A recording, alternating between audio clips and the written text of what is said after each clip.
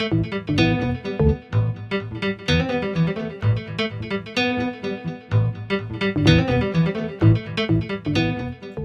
2 novembre 1917, Arthur James Balfour, secrétaire britannique aux Affaires étrangères, adressait une déclaration au mouvement sioniste mondial dont on peut retenir ceci. Le gouvernement de Sa Majesté envisage favorablement l'établissement en Palestine d'un foyer national pour les Juifs et emploiera tous ses efforts pour la réalisation de cet objectif, étant clairement entendu que rien ne sera fait qui puisse porter atteinte aux droits civils et religieux des collectivités non juives existantes en Palestine. Cette déclaration a marqué un tournant dans la création de l'État d'Israël. En effet, au terme du mandat britannique sur ce qu'on appelait autrefois les terres de Palestine, le 29 novembre 1947, les Nations Unies ont adopté une résolution 181 pour être précis sur le partage des territoires. Ce plan vise une solution à deux États, l'un arabe avec 43% des terres et l'autre juif à hauteur de 56%. Jérusalem, elle, doit être placée sous contrôle international avec un statut particulier. Ce partage est rejeté en bloc par tous les pays arabes. Dans ce contexte de tension, le 14 mai 1948 à Tel Aviv, David Ben Gurion proclame la création de l'État d'Israël. Après le massacre de 6 millions d'entre eux 3 ans plus tôt, les Juifs ont désormais un État. Mais pour les Arabes qui vivent sur cette même terre ces jours-là, est une catastrophe. Plus de 700 000 Arabes quittent le pays et se réfugient dans des pays voisins, en Syrie, au Liban ou encore en Jordanie. C'est le début d'un déchirement sanglant entre deux communautés qui revendiquent une même terre que l'une appelle Palestine et que l'autre appelle désormais Israël. 19 ans après sa création, 1967, les pays arabes réclament sa destruction. Éclate la guerre des 6 jours. En 6 jours de conflits sanglants, non seulement Israël n'a pas été détruit, mais l'État juif multiplie son territoire par 4. Au sud, elle envahit militairement la bande de Gaza, au nord le plateau du Golan, la Cisjordanie et la partie arabe de la ville sainte Jérusalem-Est. Pour reconquérir ces territoires perdus, les vaincus de la guerre des 6 jours souhaitent reprendre les hostilités. C'est la guerre du Kippour. En effet, le 6 octobre 1973, en plein jeûne du Kippour, la fête juive du Grand Pardon, la Syrie et l'Égypte attaquent l'État juif dans le but de récupérer en vain ces territoires perdus.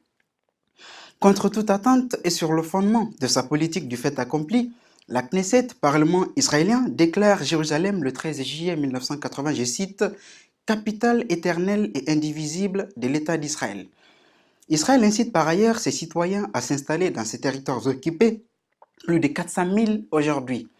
Parallèlement, des mouvements islamistes se créent du côté palestinien dont le Front populaire de libération de la Palestine, le FPLP, le Fatah de Yasser Arafat ou encore, le plus connu et médiatisé d'entre eux, le Hamas, caractérisé par sa guérilla perpétuelle. Cela dit, c'est la question des réfugiés qui pose encore d'énormes difficultés à la communauté internationale. En effet, la première génération arabe qui a fui la Palestine lors de la guerre d'indépendance en 1948 a eu des enfants et des petits-enfants dans des camps de réfugiés dont le total est estimé aujourd'hui à plus de 7 millions de réfugiés sur un peu plus de 10 millions d'habitants. En d'autres termes, 70% des Palestiniens seraient réfugiés. C'est justement ce sentiment d'injustice qui incite le peuple palestinien à des mouvements très populaires appelés en arabe intifada, comme celui de 87, première intifada, puis ensuite de 2005. Quand on regarde les arguments historiques, identitaires, politiques et religieux de ces deux peuples, il est à déplorer qu'il n'y a aucune possibilité d'arriver à un consensus, car en dépit d'une différence de symboles et de religions très importante, l'extrême droite israélienne pousse fortement à l'annexion des territoires occupés, ce qui serait illégal au regard du droit international. Tandis que le Hamas, mouvement islamiste, ne reconnaît pas aujourd'hui à Israël le droit d'exister. Donc, il faut trouver un langage commun. Et ce langage ne peut être que, bien que fragile, le droit international. Concrètement, il faut l'existence de deux États tels que préconisés par le plan de partage des Nations Unies. Oui, deux États avec échange des territoires. Un État palestinien démilitarisé, ensuite le retour immédiat et sans condition de tous les réfugiés palestiniens et enfin, c'est le plus important, la reconnaissance par Israël et ses voisins arabes des frontières d'avant 1967. Aujourd'hui, en réalité, les deux peuples sont favorables à cette volonté au vu des statistiques, mais ce sont les radicaux, c'est-à-dire ceux qui rêvent d'une grande Palestine ou d'un grand Israël qui empêchent toute tentative de négociation.